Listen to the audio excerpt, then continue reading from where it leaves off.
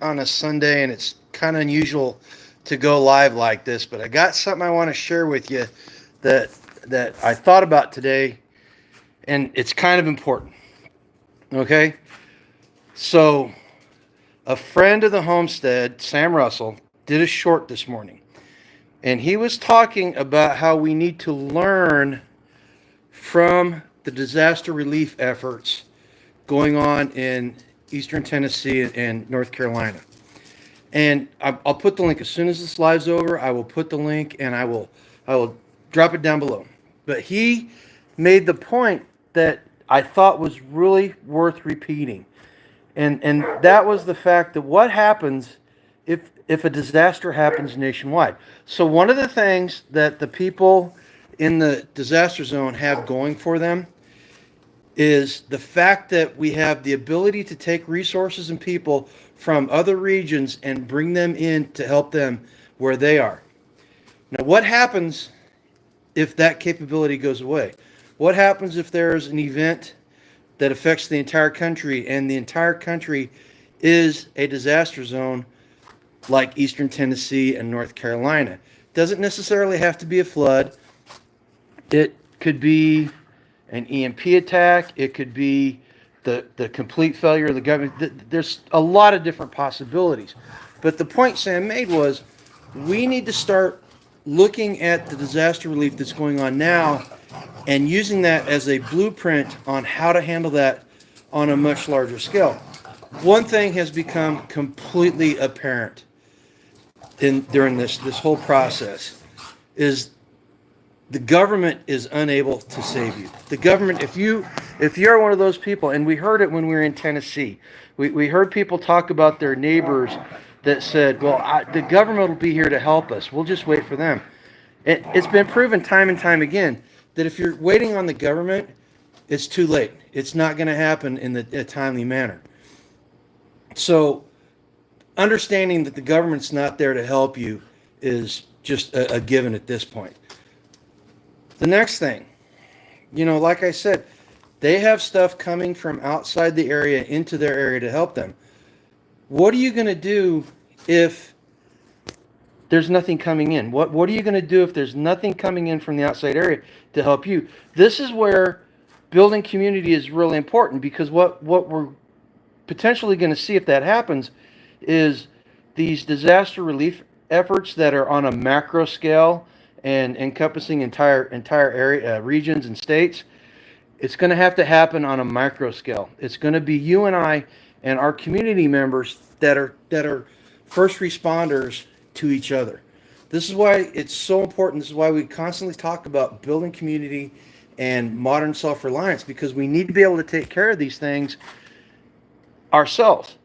When the United States government is sending a town that has 0 electricity, 300 electric chainsaws, that tells you how messed up the system is. And what happens, Bear Independent and Billy from Permapasture, all these guys that are out there doing these private efforts to help these people, what happens whenever they have to take care of their families and their hometowns? What are we going to do? What are we going to do? We're to the point now to where we cannot rely on other people to do it. We need to start preparing.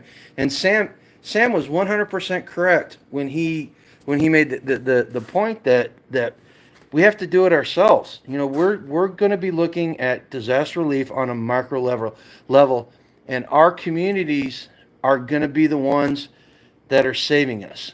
Okay? One of the things, and I see you guys in chat. This is the first time I've done a live through YouTube on my phone. So if I don't say hi, it's not that I'm ignoring you. So I see My Crooked Homestead. I see Yankee Watchdog. How's it going out there on the cold ranges of Colorado? But it's kind of wild that this topic came up, because we had a community meeting tonight to discuss these eventualities. Not necessarily disaster relief itself, but that was one of the topics that came up. And it's something that we all recognize that is going to be important in the coming months, years, decades. We are we're entering a time in human history that I'm not going to say it's unlike any other, because there are people in the past that have gone through the same thing we're going to go through here soon. But we're entering a time when it's really uncertain, and the possibilities of a national disaster happening are increasing dramatically. And we have to start thinking about these things on a regular basis. And more importantly, and this is a topic that came up, or something that came up tonight, more importantly, we have to practice for them. We have to prepare for them. So we need to get our communities together. We need to discuss these things, and we need to identify what the threats are and what we can do to A, mitigate them, and B, have a contingency plan in case one of them happens. This is it's a big chore. It's a big chore that a lot of people, A, they don't think it's necessary, and B, they're not ready for it. They just aren't mentally ready for it. And I'll be completely honest with you guys. I've been doing the prepper thing for going on 25 years now, and the thought of something popping off and me having to be a first responder for my community, because there's no help coming, that terrifies me.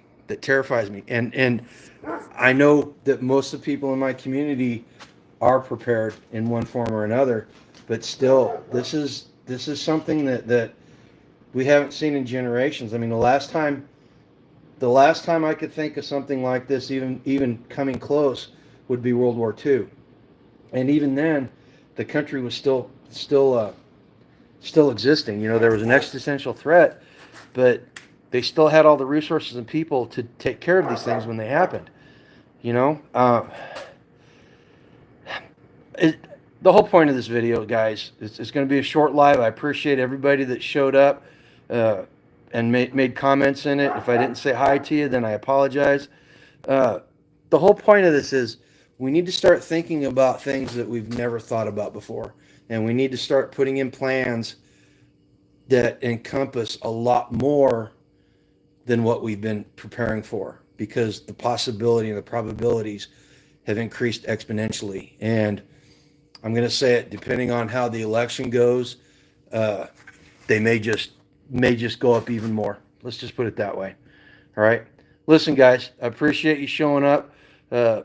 I might do more of these lives. Tell me what you think. Go ahead and make a comment now, or after the video, go in and make a comment on the video, and let me know if you like these impromptu lives. I think it's a great way to share information and get things out there in a timely manner. Okay. And like I said, I'm going to put Sam's link to his short in the. Actually, I'll just make it I'll add it onto the video somehow. I don't know. I'll put it in the description or whatever. So you guys go check it out and see what he had to say about it, and give him a big thumbs up for really thinking outside the box. I'm not going to lie. I'm kind of jealous. I listened to what he had to say, and I'm like, ugh. I wish I would have thought of that, because that is a fantastic point. That he thought of it, so credit where credit's due.